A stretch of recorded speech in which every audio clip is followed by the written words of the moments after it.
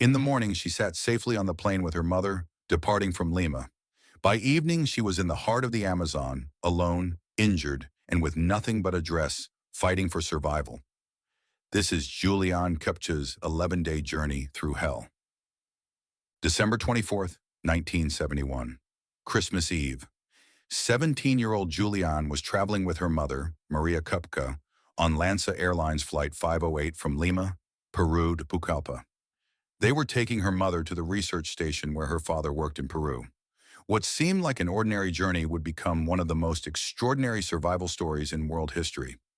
The flight started normally. Juliane sat by the window, gazing at the endless green canopy of the Amazon. She held her mother's hand tightly, just like she did as a child. Maria Koepcke was a renowned ornithologist, a bird scientist who knew the Amazon like her own home. This detail would later save her daughter's life. Around 2 p.m., the plane entered a terrible storm. In Juliane's words, the plane began to shake like a child's toy. Passengers were screaming, luggage was falling from overhead compartments. The thunder was so violent that her ears were ringing. Suddenly, an unbelievable scene unfolded before Juliane's eyes. The plane's wing had broken apart and was engulfed in flames. She remembers shouting, "Mom, the plane is crashing!" Maria Koepcke's last words were, "This time, this is it." And then, nothing. Free fall from 10,000 feet. The next day, Christmas morning.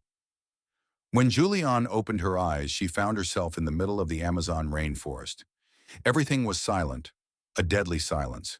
The passenger seat was still attached to her, the seat belt wrapped around her waist.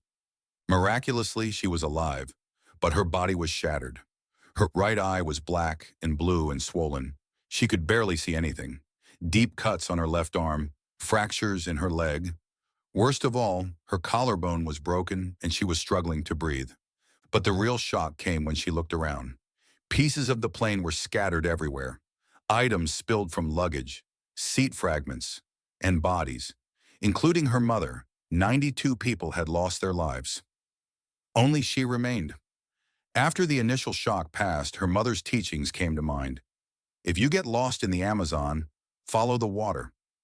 Water will lead you to civilization. This knowledge would become her lifeline. The real test was just beginning for Juliane. She wore only a short-sleeved dress and one missing sandal. She had nothing to survive in the Amazon. On the second day, she found a small stream. Remembering her mother's advice, she decided to follow the stream. But walking was torture. With each step, the pain in her leg intensified, and breathing became more difficult. Hunger was her greatest enemy. For the first 3 days, she ate nothing. She only drank stream water. On the fourth day, she found a candy package that had fallen from the plane. These small pieces of candy kept her going for a few more days. The nights were the most terrifying. The Amazon never sleeps at night. The roar of jaguars, the sounds anacondas made in the water, the buzz of unknown insects.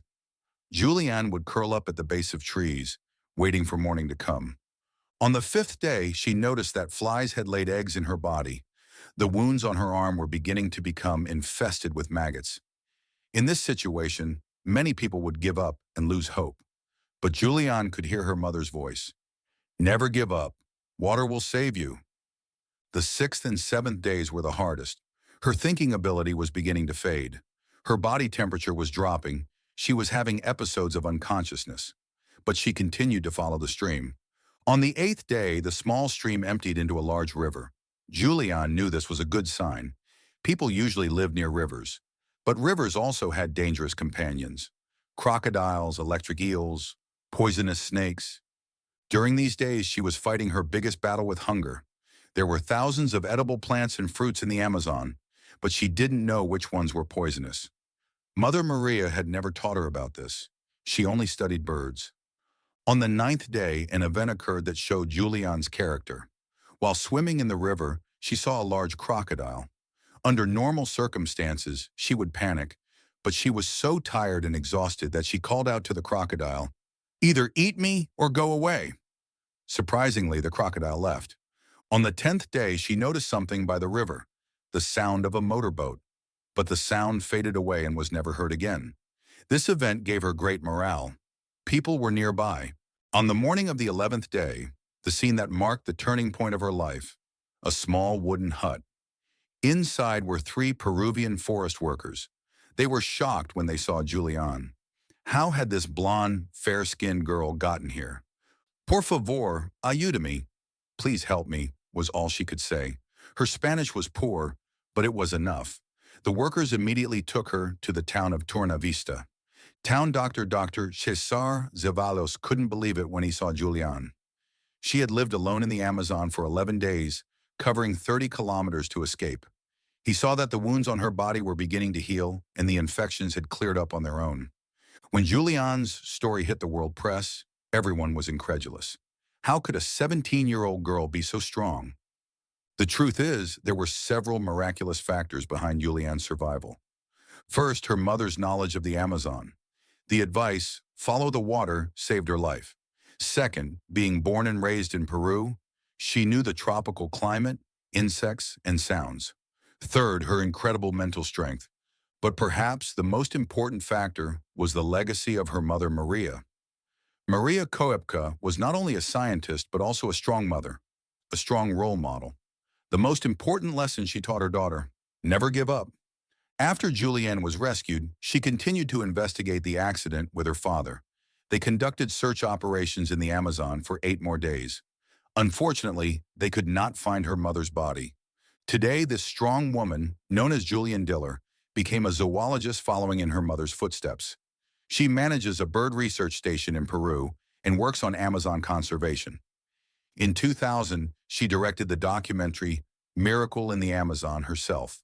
She returned to the same region and retraced her 11-day journey.